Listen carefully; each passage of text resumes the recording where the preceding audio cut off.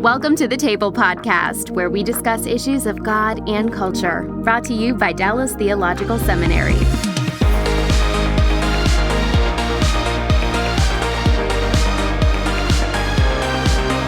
Welcome to the Table Podcast, where we discuss issues of God and culture to show the relevance of theology to everyday life. I'm Kasey Olander, and I'm the Web Content Specialist here at the Hendricks Center at Dallas Theological Seminary. Today, our topic is self-care. So when you saw the term self-care in the title of the episode, you probably had one of two reactions. One thing, you could have thought, there's been an unhealthy overemphasis in this area, and I'm glad they're here to put a stop to it. Or, on the other hand, maybe you thought, okay, there's been a really healthy growth in this area, and I'm excited that they're here to emphasize it. Well, let me just, wherever you find yourself right now, I'm going to acknowledge both extremes, that self-care can become idolatry if we prioritize our own comfort at all costs. And at the same time, self-care is a matter of human dignity because we're made in the image of God. And so, how do these seemingly disparate ideas fit together? How do we see ourselves rightly? And maybe even how do we walk the narrow road between self-indulgence and self-negligence? Here to talk about this today are two esteemed guests, Dr. Michelle Pokorny and Dr. French Jones. And Michelle Pokorny is an adjunct professor in de-admin and demon studies here at DTS. Michelle, thank you so much for being here today. Thanks for having me. Appreciate it. And then French Jones is a professor of counseling ministries here at DTS. Thanks for joining us. Absolutely. Yeah. So I'm looking forward to this conversation because it has been increasingly trending. I think I saw that self-help books are maybe the fastest growing categories of books on the market. A ton of people are talking about self-care. And so I guess my first question should just be, what is self-care? I guess I'll start with you, Michelle. Okay. What is it that we're talking about when we say self-care? Yeah, great question. And there is a lot of confusion out there about what exactly we mean. I would define healthy self-care as practices that are rooted in relationship with the Lord and follow His design for human flourishing. Recognizing that we're holistic beings, that there's a social dimension to our personhood, a physical, a mental, spiritual, emotional. All those dimensions are intertwined. And so self-care is recognizing and attending to those needs. I love that. I love that you highlighted all the different dimensions of who we are as humans. So We'll come back to that. Anything to add, French? I would totally agree with Michelle. And because it's so multidimensional, it seems like this is an ongoing task or responsibility for all of us, that I might be really good in one area but really poor in another. And it requires balance and attending to our state of being and recognizing where am I falling short and how can I be better?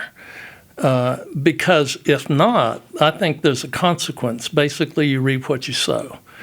And like I was reading this week in the newspaper, the study that was done about sleep in the United States, 26% of all folks in the United States only get 8 hours sleep.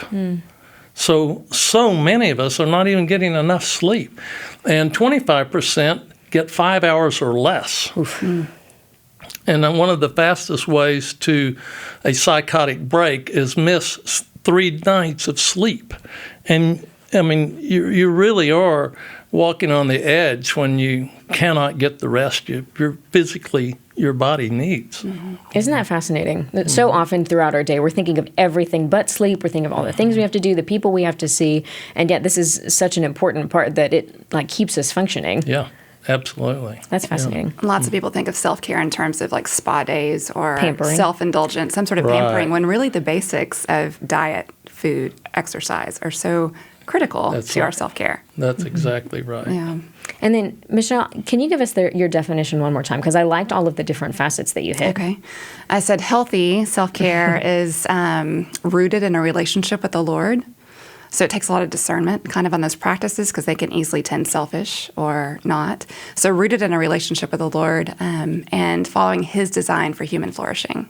And then you have like physical and mental and emotional. French has jumped right into the physical dimension. So I guess we'll start there. You mentioned diet and exercise too. What else, what other habits affect our self-care or lack thereof?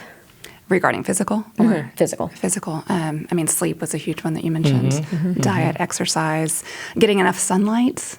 Just going outside and being in nature, having movement in nature. So many of those things. It's interesting how God has designed our bodies that have such a calming effect. Just getting enough serotonin, your endorphins when you exercise, when you move. So many of those things really can help us have a more centered self. Again, rooted in the relationship with the Lord, though. Oh, yeah. What do you mean by a centered self? As opposed to self-centered, right? Yes, as opposed to self-centered. Good distinction.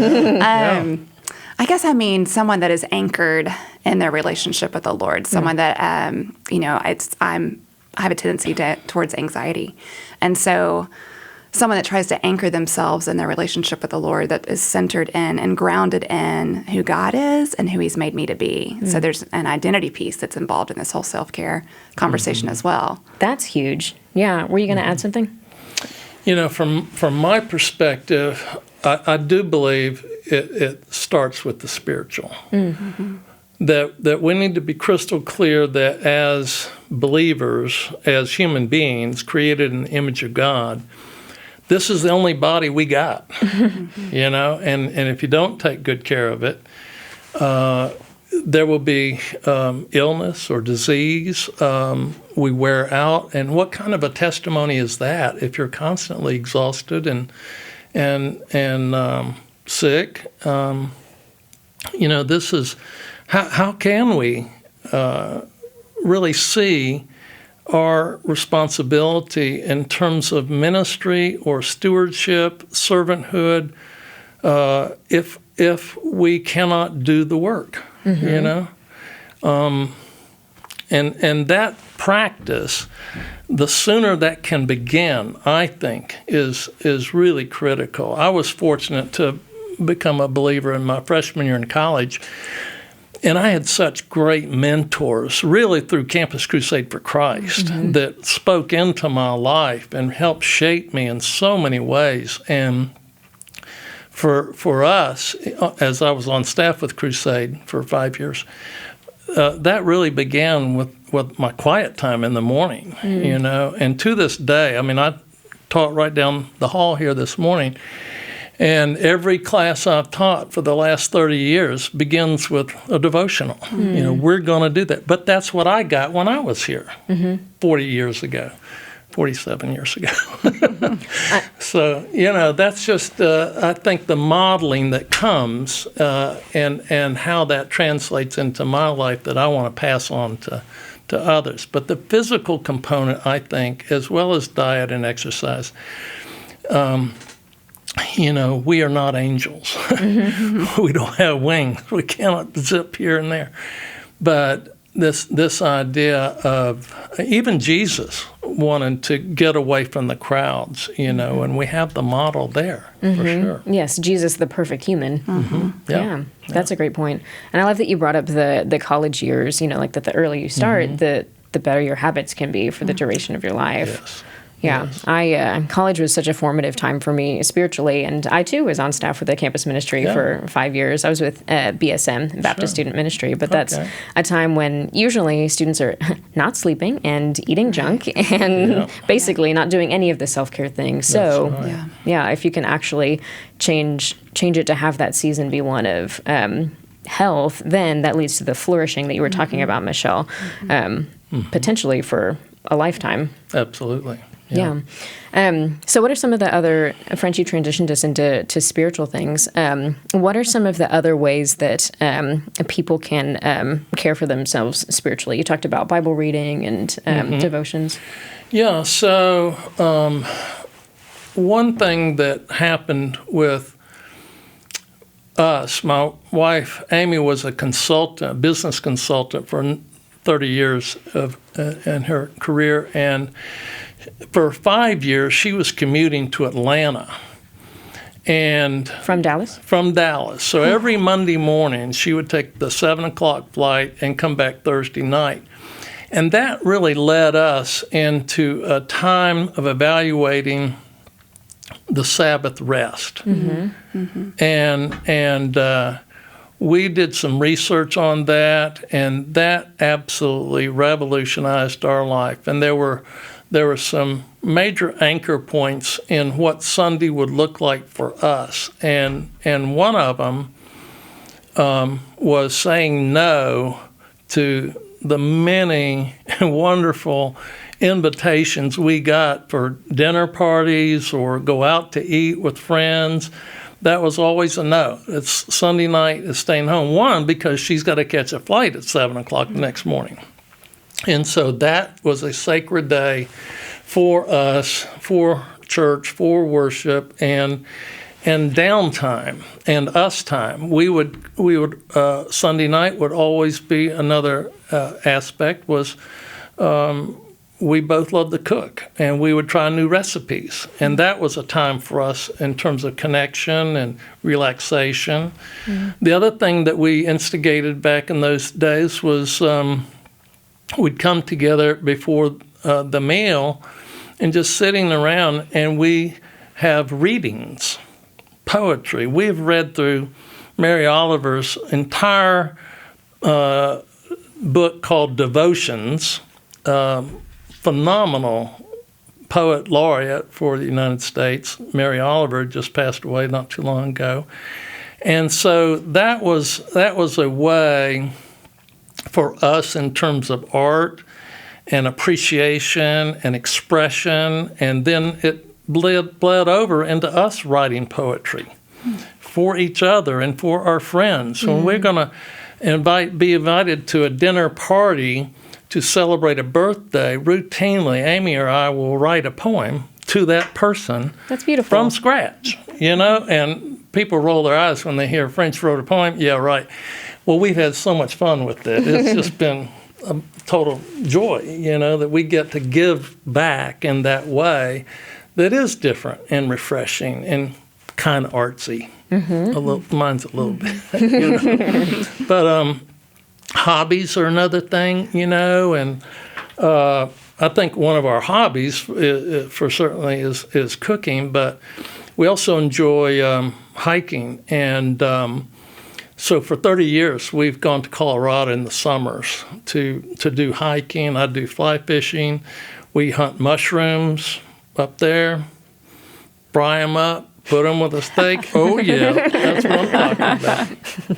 Not the other kind, not the psychedelic ones. We don't even know what those are, But at any rate, there's lots of ways. If you start looking for the things that make a difference for you, basically taking having a mindset that is awareness about needs and wants. What is going on with me? Like, I don't need another boring meal. Okay, Jones, if you're not going to eat a boring meal, what are you going to do about it? Oh, well, I got 10 recipe books over here. I'm going to pick one and go do it tonight. Well, Amy just loves that, She's the guinea pig. But, it's just fun. And I think that it's not considered work. Mm-hmm. That's the main thing. It's a joy to give to each other and to others. And certainly we want to be a good testimony for the Lord. Right. Man, I feel like you just highlighted so many things that I want to pull out of there. One of them, without knowing it, is you've highlighted a couple of our other episodes of the Table podcast. One of them is called Sabbath for Your Soul. The other one is Why Christians Care About Art and Beauty. So thank you. There you go. Your tip will come later. Great. But the other thing I was going to say is it's funny, I sort of tried to set up this false dichotomy of, well, let's talk about physical and let's talk about spiritual. But both of you in your responses to this have talked about like the physical aspects of nature being calming and having an effect on our emotions. And also you're talking about spiritual, and you're talking about things like cooking and art and things that are very embodied practices. And so I feel like it's really coming to the surface that we're integrated, complex beings, and there's no getting around it. And, absolutely. Yeah, trying to compartmentalize. Another thing that I thought was really fascinating, you mentioned needs versus wants. How would you encourage our listener to discern between those? Yeah, so great question. First of all, God gave us emotions. And by definition, what do emotions tell us? emotions tell us about our needs and wants. My joy tells me that my needs and wants have been met. My anger tells me they were not met. My sadness tells me they weren't met, and I'm sad about that. And so this idea of self-awareness is really, really important, because is it a need or is it a want? My emotions help me with that as I practice identifying my emotions. And early on in our marriage, my vocabulary for emotions was about 5 words, good, fine, okay, bad, blah. And Amy would say, "How was your day?" I said, "Well, it's great." And she said, well, tell me about it. Well, I just did. It was fine. That was it. And she says, "You're shutting me out." "I'm not shutting you out. You're starting to fight with me." And so we really had to deal with that, because it was my issue. She wanted to be a marriage partner to me by knowing me, and I was not letting her know me. And so that practice came into my classroom, where I had the guys against the girls come up with a list of emotional words. And they'd get 5 extra points on the midterm. So, oh my gosh, you'd have thought this was all dependent on their entire graduating or not, So they had 1 week, and I didn't know if I was going to get 25 words or 50 or what. And I turned to the girls and I said, "How many words did you get?" And they said, 283. Wow. I said, "Oh my gosh." And I looked at the pitiful guys, and I was like, but they were smirking at me, and I said, "What?" And they said, "We beat the girls." I said, "No way." And they said, "We have 333. Wow. What? And the guys were dancing and jumping around, and they won and high-fiving each other, and the girls were like, "Dr. Jones, we're going to make you an offer you can't refuse." I said, "Okay, try me. We're going to take the guys' list and the girls' list, combine them, alphabetize them, and add new words if we can." In 2 weeks, I had a list of 617 words, single-spaced, 6 pages that year. And for every year, for 5 years, we added 300 new words. I'd give out the list. Wow. Each year, we'd add 3 more. I got a 52-page document now of 2,200 words for emotions. So what this tells us is, if we can expand our vocabulary in regard to our emotions, we can more precisely know about our needs and wants. See, there is a difference between peace and contentment. See, and what is that? And so those are the kinds of things I think, as a believer, we need to pay attention to in order to more accurately assess what is going on with me. And if I can do that for me, I can do that for you. Sure. Yeah, maybe that builds empathy. For me to be more self-aware, that equips me for the work of ministry. And then if I understand my own emotions, maybe I can understand, oh, I would feel this in that situation. Maybe Michelle is feeling this way as well. And so, Michelle, how would you... that was great about all of the emotions. How would you help people discern between needs and wants? As maybe I need to be more self-aware, but I don't want to be more self-aware, that kind of thing. Yes, I don't want to see these hard things about myself sometimes. Well, kind of going back to healthy self-care versus unhealthy self-care. And I think a lot of that goes to your motives. To what is your end goal with the practice that you're going to engage in. And so is the end goal to be self-protecting or self-promoting? So kind of taking a deep look within, taking that 2,200 list of emotions that you might have, and what is going on within me. But what all of that takes time. And so we don't really have a lot of time and space built into our normal lives for that level of reflection. Right. And so a healthy practice that I would recommend is taking time for silence and solitude, taking time to engage in Sabbath, taking time for reflection. There's a spiritual discipline called examine, where you look back over the course of the day and Where did I see the Lord? You just kind of reflect on your day, the emotions that you experience throughout the day. And I think those things can give you indication as to, is this a need? Is this a want? Is this a healthy practice? Is this an unhealthy practice? What is my end goal in this thing? What is my desire? Is there a shadow desire that's popping up? And all of that really takes a lot of self-awareness and a lot of reflection. Yeah. Do you have any resources for that? Like what questions, I should ask myself or anything like that? Sure. There's different websites if you just Google like Ignatius's practices, and he specifically has the Examine, and that looks back over the day. Or there's an app called Lectio 365. Great app. And it helps you. It guides you through Scripture. It guides you through different prayers. And then it guides you through some reflective questions about your day. And you can do it morning and night. So those type of practices that anchor you throughout the day, because we're so prone to forget. We're so prone to get busy and just hit the ground running as soon as we wake up, or get our smartphones and start scrolling, and that impacts our trajectory for the day. Stopping first thing in the morning, waking up and rooting yourself in your identity in the Lord, that I'm a beloved child of God. That puts you in a good mindset for the rest of your day and can help you with this discernment process that we're talking about. Right, because maybe some of those other physical habits, you don't explicitly say, oh, I'm worth how many likes I have, or I'm worth how many emails I respond to. But internally, Yeah, those habits are forming you in a certain way. Maybe without you realizing it. Most of the time without us realizing, I think. Our conscious awareness is not there. And so to counteract that, we have to develop these behaviors and practices and be very intentional with what we engage in on a day-to-day basis. Yeah, man, that's so helpful. So how do we, why don't we open the Bible? This is DTS. Sure. What is it that Scripture has to say to us? I think one of the first verses that comes to mind for me is in Matthew 22, the Great Commandment. Jesus talks about loving the Lord your God with all your heart, soul, mind, and strength, and then he also talks about loving your neighbor as yourself. That seems to me like there's some sort of implicit love of self. He assumes that you're not hating yourself or neglecting yourself or doing any of these unhealthy behaviors that you highlighted. Do y'all have any thoughts about that or other scripture that comes to mind?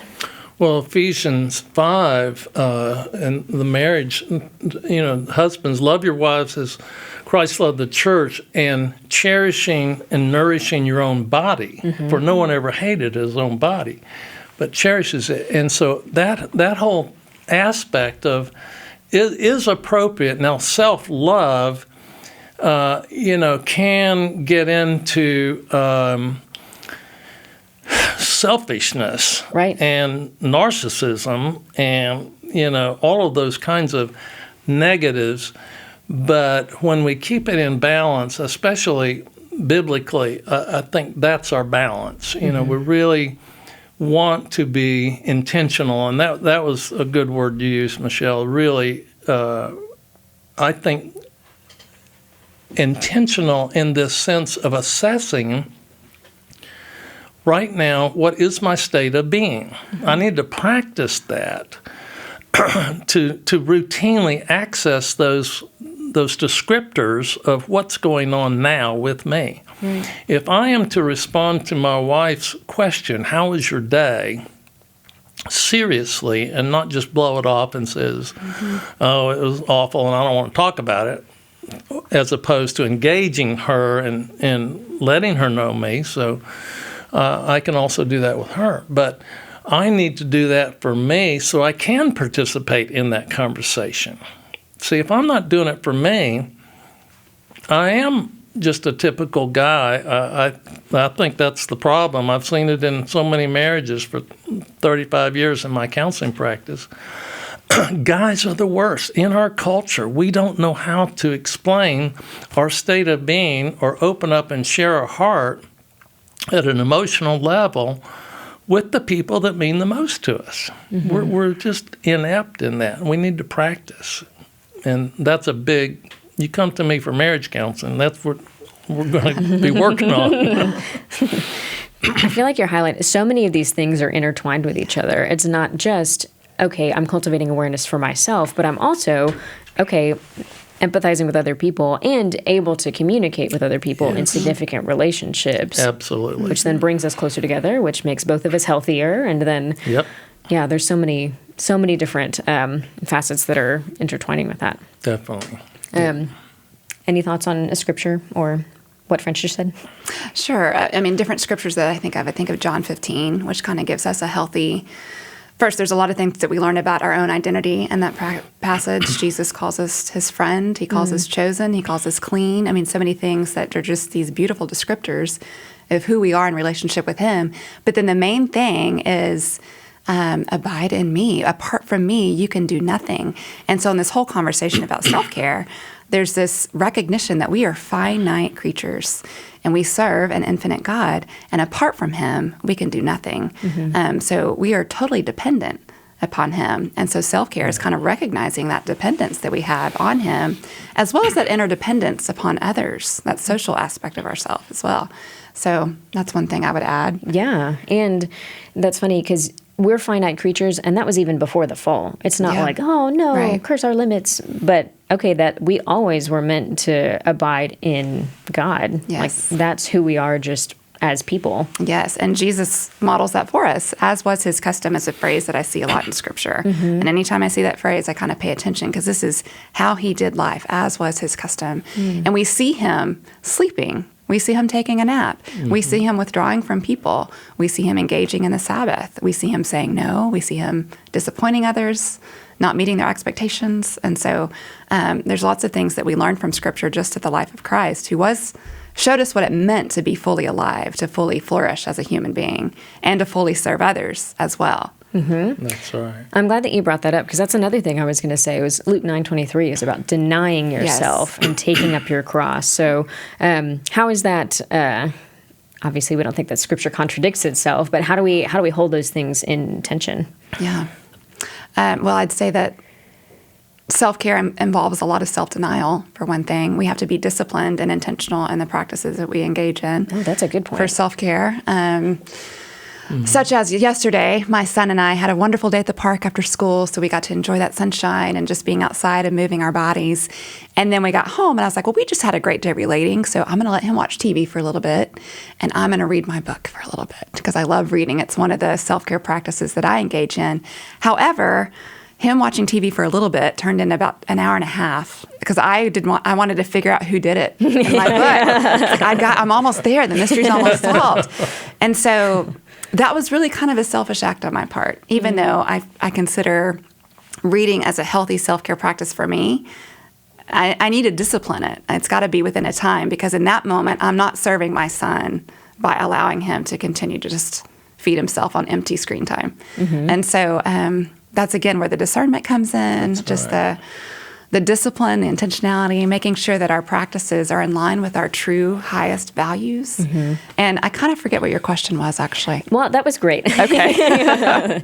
Went off on a rabbit trail. No, that was a really good point because we were talking about denying yourself, and you're talking about self-care is a form of self-discipline because a lot of times with the just forgetfulness or not being intentional, it's so easy to, wait a minute, how long have I been on YouTube? Right. Like, this is embarrassing. Like, where did the time go? Just that lack of self-awareness and intentionality means that we're lacking the self-discipline that might have actually cared for our souls better. Right. And served others better. Right. Right. Yeah. So that was a great example. The other verse that comes to my mind is out of your innermost being will flow rivers of living water. And I just think so many Christians, especially in vocational ministry, often dry up because of a lack of self-care. And missionaries in particular, I started a global counseling initiative in 2010 on my sabbatical,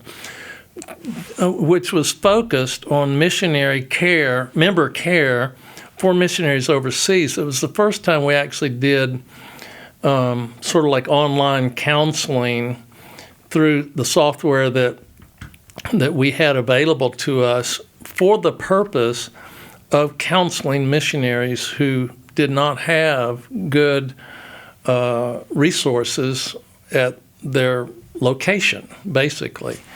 And if they had internet, we could access them through email and live high-definition real-time counseling.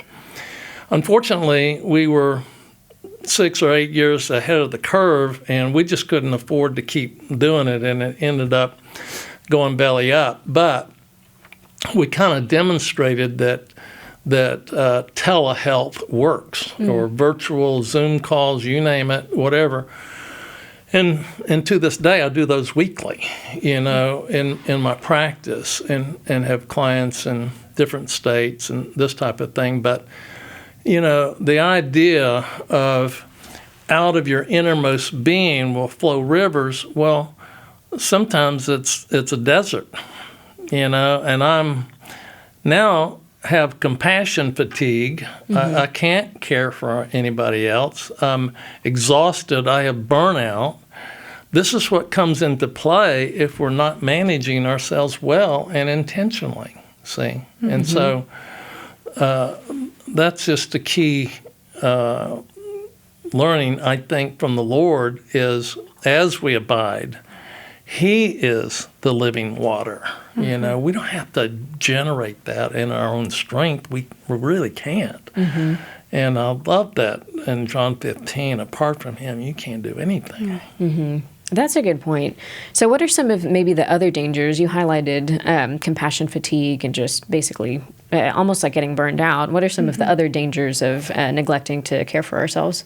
Well, it's funny. I studied burnout for my dissertation, and so and I saw these areas of neglect that almost consistently led to burnout, and it was neglecting their rest, neglecting their recreation, those activities and hobbies that you alluded to when you were talking about your Sabbath day that are restful for them and restorative, neglecting their people, meaning the people that could pour into them. Yes. They weren't neglecting the people that they were ministering to, right, but the people that could pour into them, that they could be safe with, that they could confide in, and then neglecting their means of connecting with God, and so neglecting their spiritual disciplines. So repeat your question one more time. What are the other dangers? Like, what are the maybe warning signs that you would mention, or like what are some other problems that crop up if we don't care for ourselves? Well, physically, it pops up often first. Sometimes our bodies are the first thing to tell us when something's off. Which is why that self-awareness is a key piece, that I even need to notice what my body's telling me. Exactly. Like, am I holding anxiety in my stomach? Am I getting a lot of headaches? Those sorts of things. That's often one of the first things that can tell you that, hey, you need to tend to your soul right now. Yeah. Those are great examples. Because a lot of times it's maybe easier to notice, I have a headache and I can't do something else. It's easier to notice than like, how am I doing spiritually in this moment? Yeah. Or even if your irritability has gone up. Like, one tell for me is if I start snapping at my husband a lot. He's like, are you stressed? You need to take a little break here. So, just things like that can really give you a clue. That's very sweet of him. Instead of snapping back to be like, are you okay? Yes, he is very kind and patient. That's great. Yeah. So I love that you highlighted all of those different dimensions. I'm sure that you could talk about burnout for a really long time then. But how would you respond to a listener who maybe thinks like, those things sound a little bit frivolous, like really recreation and hobbies, like really shouldn't I just be reading my Bible all the time? Good question.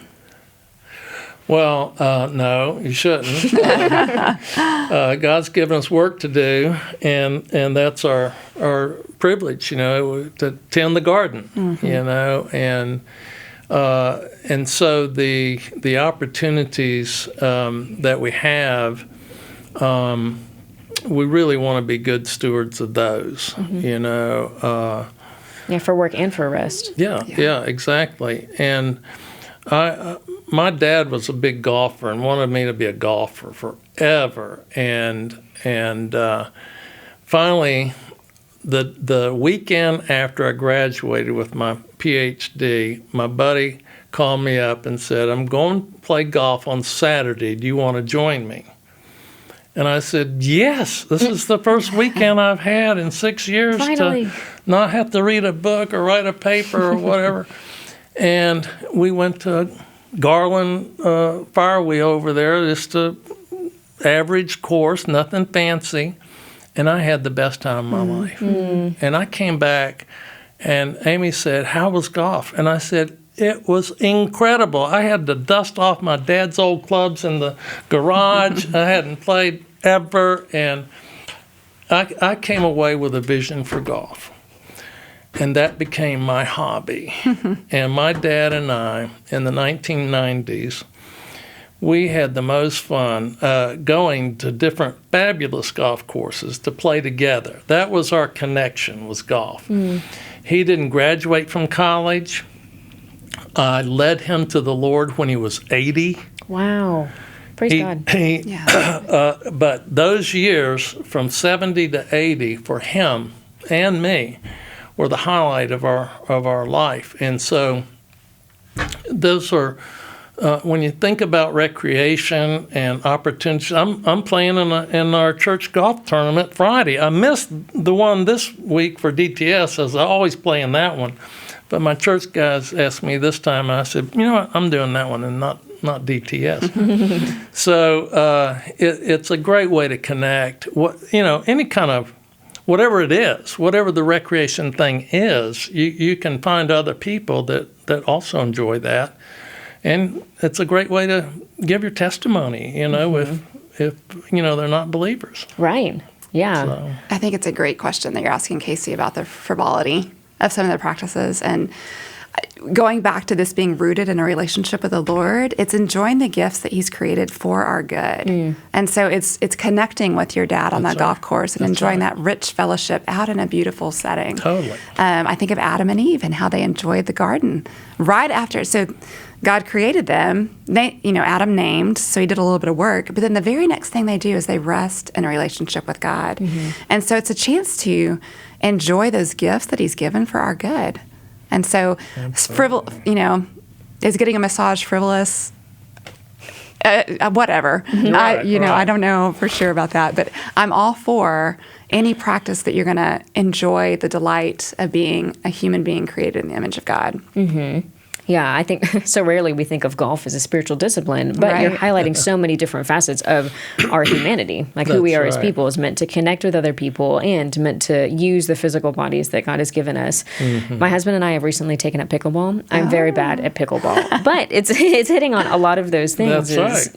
Like, okay, we're connecting with other people and exercising, which is then, I keep thinking of the word stewardship coming to mind, that pickleball is a fun way to exercise, unlike a lot of exercise. But I think it's a way to steward then what God has entrusted to us in our physical bodies and in our relationships with other people.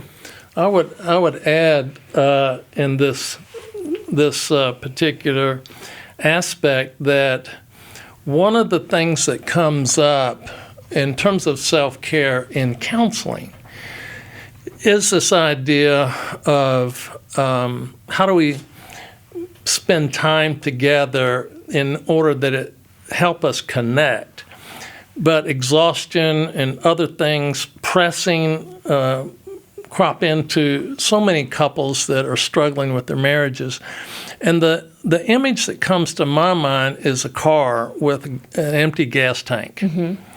I said, look, none of us criticizes the car for going in needing gas. It needs gas. It's not going to go. That's its design. And it needs oil, and it needs antifreeze. And if you put all the right liquids in the car in the right place, you can't mix them. Right. You cannot put the oil where the gas goes. But if you do it properly and appropriately enough, it will take you where you need to go. But here's the deal. All of us have this gas gauge, but only we can determine what is the right thing for our gas tank. See, what is that pickleball or golf for me? It will be different for you. But my responsibility, if I'm going to do what God's called me to do, and thrive and be a good steward, I have to have that self-awareness to identify that. And say, as counselor, I'm asking that question. And you can't imagine the number of times people look at me and they go, I'm going to have to think about that. I don't know what I like to do. I said, then that's your homework. Come back next week, and we're going to make that the focus of what that looks like, a plan going forward for you in terms of your self-care for your marriage. Right. See? Yeah. That's a great point. I love the car illustration because you have a specific one. So you need to know about that vehicle, not about all vehicles. And it's not generalizations. I'm probably not going to take up golf. Right. That's right. I love that you do. Exactly. Yeah. Well, that's the thing, is that it's different. And my wife is different. Last thing she wants to, I'll come back so excited about golf, and I'm starting to talk to her about golf, and she says, look, just tell me the best hole, one hole, that's all you get. I will listen, and then that's it. So, she's setting a boundary. Yeah, it's a boundary. She's setting a boundary up. Boundary. She's not interested. Okay, that's fine. She knows herself well enough to know right. she's not really listening. Don't pretend. Yeah, I can see. Yeah. That's funny. Well, that brings up a good point. Then what does this self-care look, as we're talking about, growing in self-awareness? If you don't like the word self-care, you could use self-stewardship or whatever it is that you prefer. But this concept of growing in self-awareness so that we can care for what God has given us, how do we involve other people in that? Is that something that I just decide for myself? Do I need to get other people's input? How does that work? I think it's really, really important. One, that's why the Lord gave us the church. Mm-hmm. But I have a prayer partner, a mentor. I say mentor. We're equal. I mentor him. He mentors me. But he's my kind of like therapist. For me, a guy friend to share what's going on with me. Mm-hmm. So that's in my schedule. For 12 years, I had as my prayer partner one of our pastors who was adjunct here, Pete Dyson. Pete Dyson and I met for 12 years every Tuesday morning, and we had 3 questions. How is your walk with God? How's your relationship with your wife? And did you just lie to me?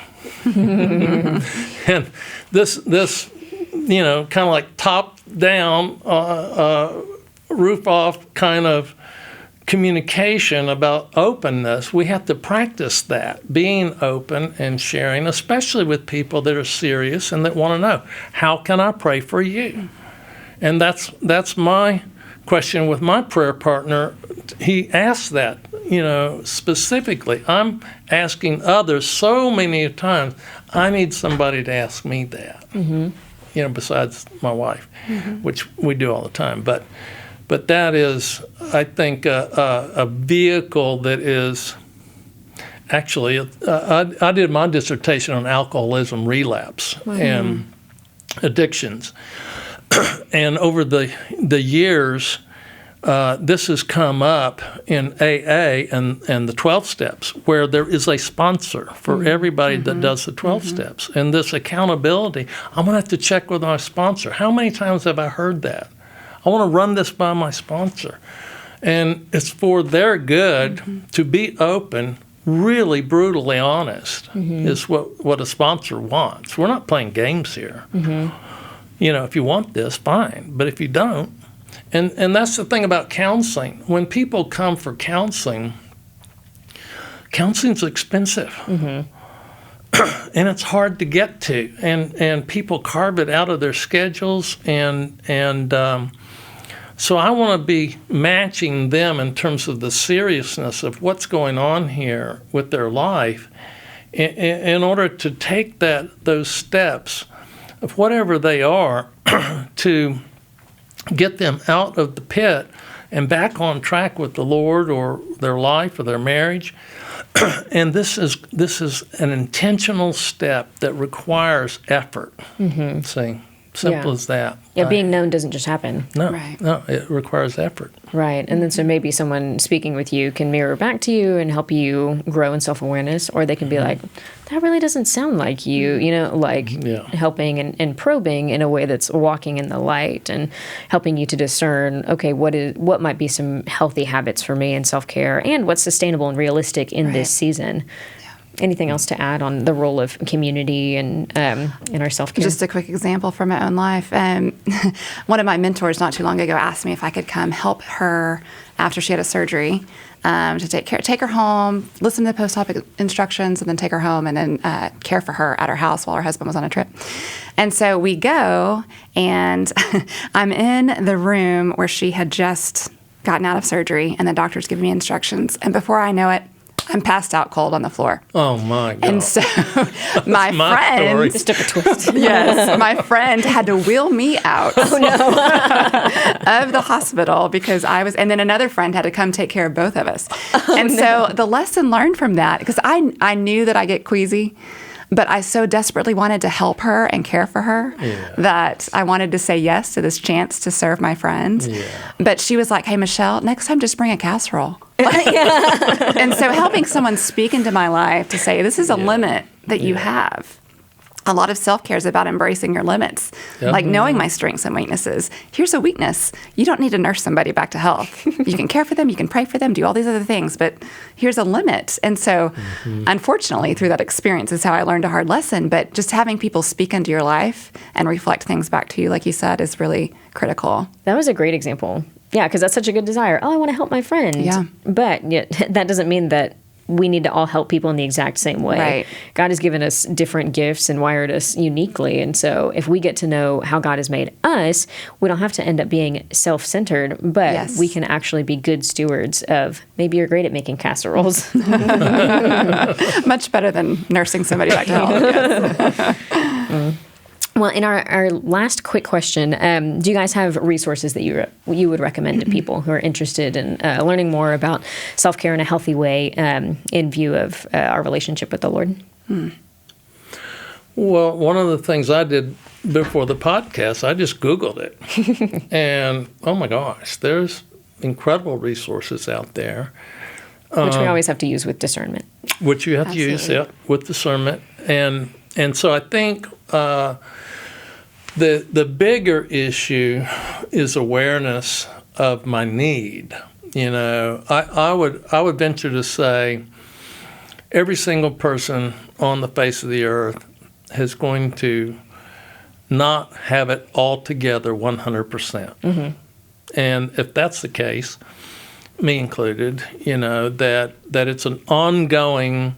It's like our sanctification. We're just never going to be perfectly sanctified this side of heaven. It's an ongoing process of becoming conformed to the image of Christ. And I think this fits in that category that we need to be intentional about our own personal gas tank. You know, where is the needle? Being aware of that. And going back to sleep, I will tell you, Amy and I are absolutely the champions of going to bed on time at 9 o'clock every single night. There you go. And when we don't, we pay the price. You know, the other night we were at a birthday party at a restaurant, and our friends kept going on. We didn't get home till 11:30. Well, that's just unheard of for us. You know, it was a Friday night. Fortunately, we would have missed church if we didn't go to bed on time. So this idea of being aware of what is that needle now? Is it approaching? That's when I start looking for a gas tank or a gas station. Right. It's a quarter of a tank, and if I'm gassed up, well, I can go harder or say yes to things that I might not normally say yes to because I've got the bandwidth now. You know, it's okay. Yeah. Any closing thoughts, Michelle? Just kind of to camp off of what French just said, just knowing what practices really energize me and nourish me and what practices deplete me. And not that we need to avoid all those practices that deplete us, because we're called into sometimes those situations into doing those things and serving others in a way that may deplete us. But then building margin around that and allowing yourself the opportunity to be restored and rejuvenated again. So, I mean, in summary, I don't think self-care is selfish if it's a healthy self-care that's rooted in a relationship with the Lord and following His design for human flourishing. That's my closing thought. That's great. Yeah. Closing thought, French? Ditto. That's perfect. It is not selfish. It is essential to our well-being and honoring the Lord in our service for the kingdom. Yeah, I think we talked about it as a self-discipline, that as we grow in self-awareness, we don't have to grow in selfishness or self-indulgence, but rather that helps us to steward what God has given us, our bodies, our minds, our souls, our all of the different dimensions of who we are as human beings made in the image of God, that we can practice the self-discipline of self-care in order to be good stewards, and that it's a practice that takes time. So these rhythms can be established so that we don't get to the point of burnout, and so that we can, as you mentioned, French, that we can leverage what God has given us for the kingdom. So Michelle and French, thank you guys so much for joining us today. Yeah, thanks for having us. Yeah, it was a great conversation. We want to thank you for listening as well. If you like our show, then go ahead and leave us a rating or review on your favorite podcast app so that other people can discover us. And we hope that you'll join us next time when we discuss issues of God and culture to show the relevance of theology to everyday life. Thanks for listening to the Table Podcast. Dallas Theological Seminary. Teach truth, love well.